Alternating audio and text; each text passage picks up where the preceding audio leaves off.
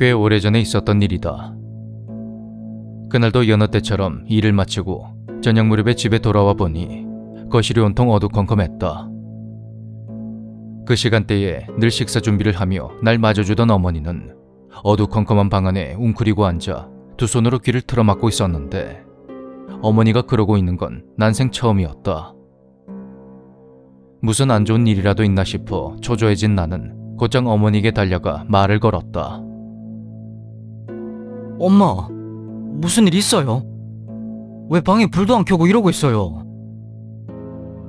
갑작스런 목소리에 놀란 어머니는 내 얼굴을 보고 이내 안심한 것 같았다. 아, 너구나.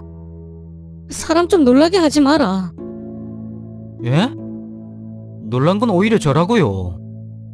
방에 불도 안 켜고 귀 막고 웅크리고 있는 사람이 누군데요? 그건 그렇고, 너 어디로 집에 들어왔니? 어디로 집에 들어왔냐니 정말로 황당한 질문이었다. 아니 엄마, 어디로 집에 들어왔냐니요? 당연히 현관이죠. 그게 아니면 도대체 어디로 들어왔을 거라 생각하는 거예요? 내가 미처 말을 마치기도 전에 누군가 현관문을 똑똑 두드리는 소리가 들려왔다. 어? 이 시간에 누구지? 누가 왔는지 확인하려고 현관 쪽을 쳐다보려는 순간 어머니가 몹시 초조한 얼굴을 하고서 날 붙잡으며 말렸는데, 그러곤 갑자기 이런 말을 했다. 또 왔어. 아까 그놈이야, 분명히. 아까 그놈이라니. 대체 무슨 일이 있었던 건지 당황스러운 와중에도 나는 그놈이란 존재가 아까 내가 귀가했을 때 봤던 어머니의 이상한 모습과 뭔가 관련이 있을 거라 생각했다. 엄마, 그럼 아까 그놈 때문에 방에서 이러고 있었던 거예요? 그런 내 물음에 어머닌 입을 꾹 다문 채 고개를 끄덕였다. 그래. 저기 현관에서 계속 노크를 하는 거야. 네가 오기 조금 전부터 말이야. 그게 너무 무서워서 도저히 못 참고 방으로 뛰어와서 귀를 막고 그게 없어지길 기다리고 있었는데, 그 사이에 네가 집에 들어온 거지. 그것도 현관으로. 그렇게 말하는 어머니의 얼굴은 새파랗게 질려 있었고 난 뭔가 심상치 않은 일이 일어났다는 걸 직감했다. 엄마, 대체 저게 뭔데요? 보기는 했을 거 아니에요? 하지만 어머닌 두 번 다시 떠올리고 싶지 않다는 듯 고개를 아래로 푹 떨구고 있었고, 그러는 동안에도 현관문을 두드리는 소리는 끊임없이 이어지고 있었다. 이대로는 안 되겠어요. 내가 잠깐 가서 보고 올게요. 안 된다. 아까랑은 다른 사람일지도 모르잖아요. 그리고 혹시 택배라도 온 거면 빨리 확인을 해야죠. 안 된다니까. 가지 마라. 분명히 후회할 거다. 괜찮아요. 그냥 살짝만 보고 올게요. 그러면서 나는 내 팔을 붙잡은 어머니의 손을 억지로 뿌리치고 현관 쪽으로 다가갔다. 우리 집 현관문은 흐릿한 유리가 달려있는 미닫이 문이었는데 굳이 문을 열지 않아도 밖에 누가 있는지 맨눈으로 봐도 대충 알 수가 있었다. 나는 현관 쪽에 서서 문을 두드리는 놈이 누군지 살폈다. 아마 어머니도 처음에는 손님이 왔나 싶어 현관으로 왔다가 이것을 본 거겠지. 지금 현관에 서 있는 이 새빨간 사람 그림자를 말이다. 처음에는 그렇게 이상하다는 생각이 들지 않았는데 그도 그럴 것이. 그것은 키가 초등학생 정도 돼 보이는 단순한 사람 그림자였다. 색이 빨갛다는 것만 빼면 이상할 것이 전혀 없었고 난 그저 손님이 온 건가 싶어서 유리 바로 앞까지 다가갔다. 사람이 가로등 불빛에 비치게 되면 저렇게 보일 수도 있을 거라는 막연한 생각을 하고선 말이다. 그런데 현관문을 열려는 찰나 유리 너머로 노크하는 손이 똑똑히 보였다. 새빨간 손.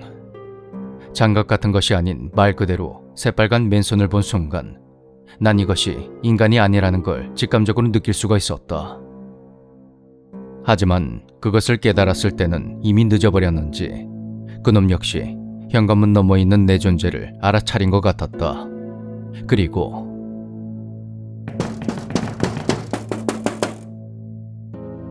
그놈이 당장이라도 유리를 부술 것처럼 현관문을 두드리기 시작했던 것이다.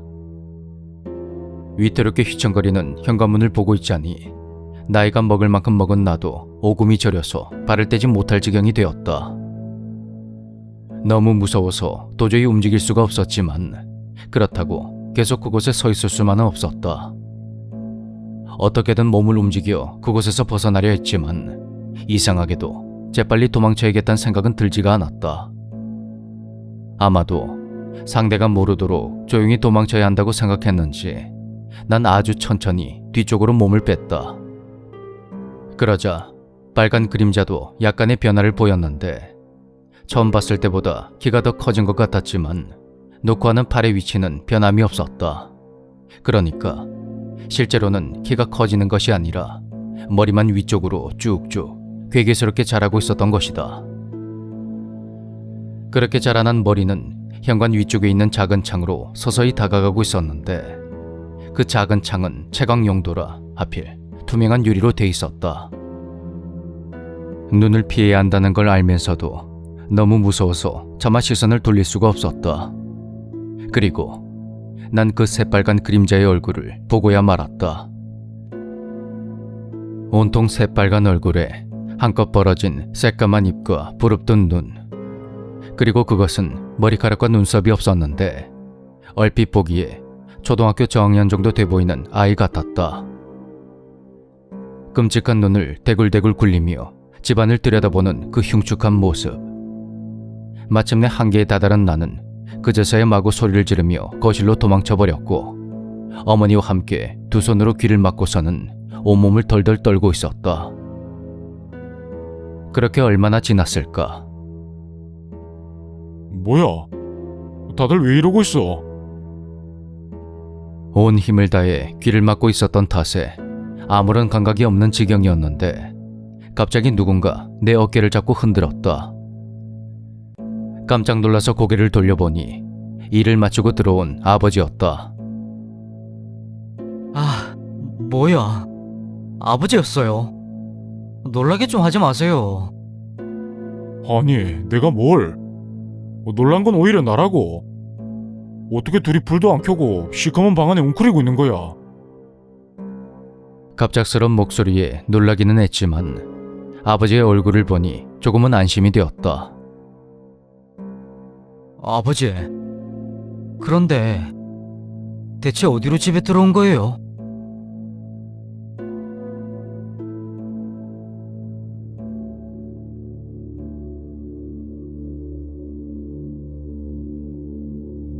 저는 대학에서 민속학을 전공하고 있는데요. 이 이야기는 과 선배에게 들은 것입니다.